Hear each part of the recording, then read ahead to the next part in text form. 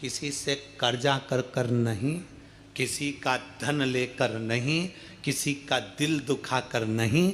शिव पुराण कहती है आपके पास में अगर चंदन है तो चढ़ा दो, चंदन की भी अपनी सामर्थ्यता नहीं हो तो कहीं भस्म मिल जाए राख, वो भस्म भी अगर शंकर को चढ़ाओगे तो चंदन से प्रबल है।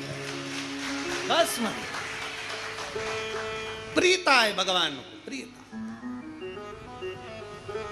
कई लोग कहते हैं भगवान गुरुजी हम शंकर जी को क्या चढ़ाएं? हमने कहा जल चढ़ाओ, तो क्या जल लेने के लिए घर जाना पड़ता है, तो फिर हमारे पास तो वो भी लेने के लिए घर पर से हमारे पास पात्र नहीं, हम क्या करें? हमने कहा शंकर के मंदिर चली जा, 3 बार ताली बजा दे। उसने कहा ताली भी नहीं बजाए तो हमने कहा मुख से बम बम बोले बोल दे, उतना ही बोल। वो भी ना बने तो मुस्कुराकर शिव को निहार लो, मुस्कुराकर शंकर को निहार। और कभी हम तो यहां तक कहेंगे कि अगर नहीं चंदन नहीं, अगर नहीं तगर, कुछ भी नहीं है, आपसे भी निवेदन है लक्ष्मी की पूजन करो। तुम्हारे पास में सब सामान हो चढ़ा दो, कुछ है नहीं है माता को समर्पित कर दो। तुम्हारा दिल जैसा करे, तुम्हारे घर की जो रीति हो उसके अनुसार माता को चढ़ाओ, प्रेम से समर्पित करो।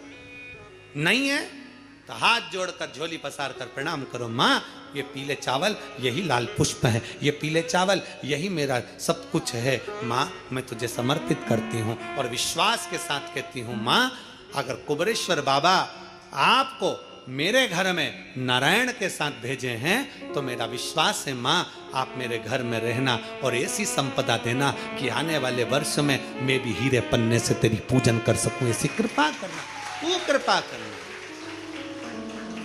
तेरी नहीं।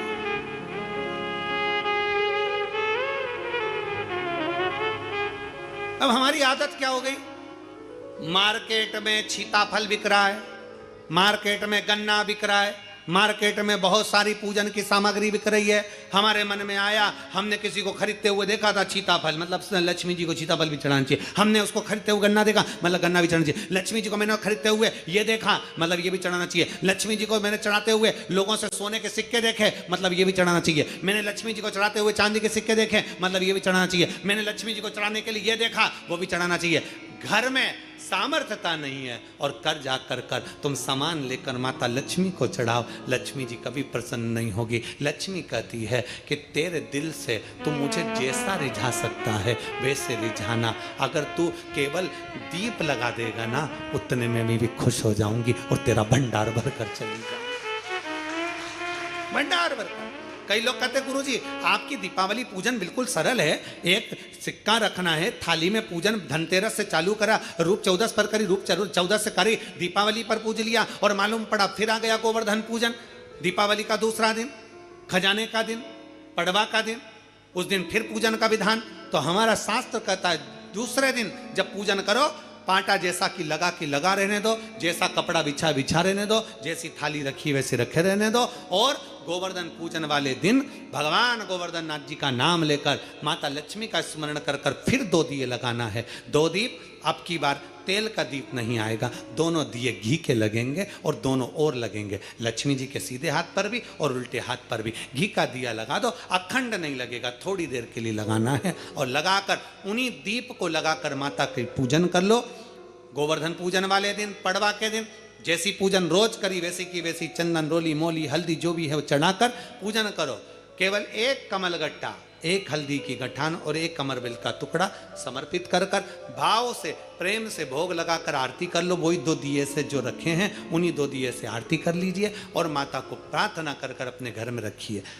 फिर माता का स्मरण कर झोली पसार कर प्रणाम करो, माँ तू कृपा करने वाली। ये सारी पूजन जितने दिन की कर रहे हो सब शाम के समय करिए, प्रदोष काल में शाम के समय। दीपावली पूजन का मुहूर्त देख लो, रात का हो तो रात का समय देखकर आराम से करो, पर बाकी की जितनी पूजन 4 दिन की सब प्रदोष काल में करो, सब प्रदोष काल। और माँ से प्रार्थना कर माता को नमन कर भाव से निवेदन कर। और मैंने तेरे ही भरोसे बाबा, तेरे ही भरोसे हवा बिच उड़ती जावांगी, बाबा डोर है तो छड़ी नाम कटी जावांगी भोले में तेरी जब हम दिल स्मरण कि दुर्योधन के मेवा त्यागे साग भी दूर घर खाई सबसे ऊंची प्रेम सदा। आप दिल से उसको रिझा।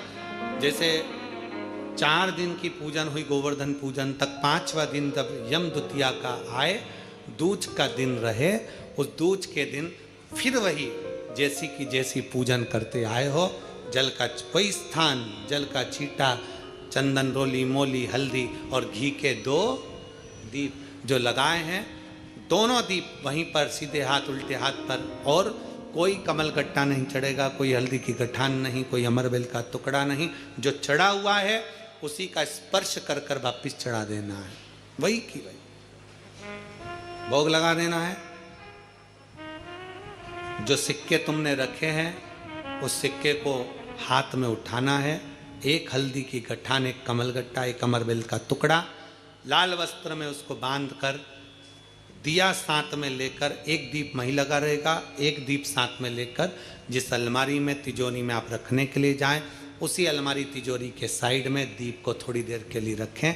अपनी लाकर अलमारी खोलकर वो सिक्का जो पूजन करी है तुमने विराम के दिन की, 5वें दिन की, यम द्वितीया के दिन की, माता लक्ष्मी से प्रार्थना कर कर कुबेरेश्वर बाबा का नाम लेकर उसको अलमारी में तिजोरी में रख दो। जो दिया लगाया है उससे वहीं उसकी आरती उतार कर वापिस उस दिए को अपने रसोई घर में ले जाकर रख दीजिए, और दूसरा जो दिया भगवान के पास लगा हुआ है उसको लगे रहना। कोई दिया अखंड नहीं है, 2, 5 मिनट 10 मिनट जितनी देर वो जले उतनी देर जले। माता को प्रणाम करो, कुल देवता को प्रणाम करो, अपने घर के पूर्वजों को नमन कर कर, झोली पसार कर प्रणाम कर कर कहना, बाबा हमने 5 दिन की, हे कुबेरेश्वर बाबा हमने 5 दिन की कुबेर लक्ष्मी पूजन करी है, ऐसा भंडार भरना बाबा कि तेरी कृपा हो और हमारे घर में सुख समृद्धि वैभव हो। ऐसी 5 दिवसीय पूजन है। शिव महापुराण के अनुसार लक्ष्मी पूजन के महत्व, लक्ष्मी पूजन की लक्ष्मी पूजन में प्रसाद, फल आदि जो सामग्री रहती है घर के लोगों को प्रसाद के रूप में पाना चाहिए। जो सामग्री आप बाबा को समर्पित करते हो, लक्ष्मी माता को समर्पित करते हो, प्रयास करो। शिव तत्व कह रहा है, निगाह रखी गई ब्राह्मण के। अब हुआ क्या, भगवान शंकर के मंदिर में भोग लगाता, प्रणाम कर कर चले जाता और प्रसाद लेकर जाना था। आज क्या देखा उसने कि रोज भगवान के मंदिर में मैं आंख बंद करके बैठता हूं, भगवान शंकर के मंदिर में जब आंख बंद करके बैठता हूं, कोई मेरा टिक्कड़ और भुरता चुरा के ले जाता है। कौन ले जाएगा? राजा के यहां से 56 भोग आ रहा है, इसके यहां से टिक्कड़ भुरता आ रहा है, चोरी जा रहा है। 56 भोग चोरी नहीं जा रहा है, चोरी क्या जा रहा है? टिक्कट और भुरता। अब चुराने वाला चुराएगा तो 56 भोग चुराएगा कि टिक्कट भुरता चुराएगा? और भुरता चुराएगा। अगर दूसरा व्यक्ति होता तो उसके मन में आता कि हो सकता है राजा के लोग मेरा अपमान करने के लिए मेरा टिक्कट भुरता हटाकर 56 भोग का भोग लगाने वाले, पर उसके मन में भाव नहीं आया। फिर वही वाली बात आ गई, मैग्नेट लगी है मस्तिष्क में, अच्छा सोचो अच्छा होगा, बुरा सोचोगे तो बुरा होगा। कोई भी बीमारी शरीर में लग जाए, कभी बड़ी बीमारी का मत सोचो, ये सोचो कि हाँ आ गई बीमारी, चली जाएगी। दुख आता है जाता है, धूप आती है चली जाती है, सब चलता है। जब गर्मी आती है वो भी जाती है, ठंड आती है वो भी जाती है, बारिश आती है वो भी जाती है, सब चलता रहता है। तो ये तो जीवन है, तो दुख आया है तो जाएगा, बीमारी आई है तो वो भी जाएगी। क्या सोचना उसके लिए? मैग्नेट लगी, अच्छा सोचोगे अच्छा होगा। उसने सोचा, ये नहीं सोचा कि कहाँ गया, उसको समझ में नहीं आया कोई मेरा भुरता और टिक्कड़ मेरा भोजन चुरा कर ले जाता है। अब उसने सोचा 3 दिन 4 दिन 5 दिन निकल गए, आज मैं जरा देखूंगा। उसने शाम के समय भगवान को भोग लगाने गया और मंदिर के पीछे छुप गया। विष्णुदास मंदिर के पीछे छुपा और मंदिर के पीछे छुपकर क्या देख रहा था, एक चंडाल आया, पत्तल उठाई लेकर चल दिया। इसने सोचा मेरा भगवान का भोग चंडाल चुरा कर ले जा रहा है। पीछे पीछे विष्णुदास जाने लगा। जाते जाते विष्णुदास ने क्या देखा, उस चंडाल को ले जाते देखा, और ले जाते हुए जो देखा, देखते ही चंडाल आगे चलते चलते एक पत्थर से टकरा गया और नीचे गिर गया। नीचे गिरा, गिरकर उसको होश नहीं आया। विष्णुदास की आंखों में जल भर गया। बेचारा भूखा था, भोजन तो किया है, मैंने नहीं करा तो इसने तो करा है। विष्णुदास गया, शंकर के मंदिर में जल का पात्र उठाकर लाया, जल छीटा। ए पथिक, ए यात्री, उठो, तुम पूरा टिक्कड़ खा लो, पूरा भुर्ता खा लो, पर जीवित तो हो जाओ, उठो। जल छीटा, जो जल छीटा, जल छीटते से उसने क्या दर्शन करा कि मेरे नारायण, हरि और हर, मेरे शंकर और विष्णु एक रूप में जमीन पर आनंद से विश्राम कर रहे हैं, आराम से। हरि और हर विश्राम कर रहे हैं, भूमि पर लेटे हुए हैं, सो रहे हैं। जल का छींटा देखकर उठाया, उठो उठो उठो।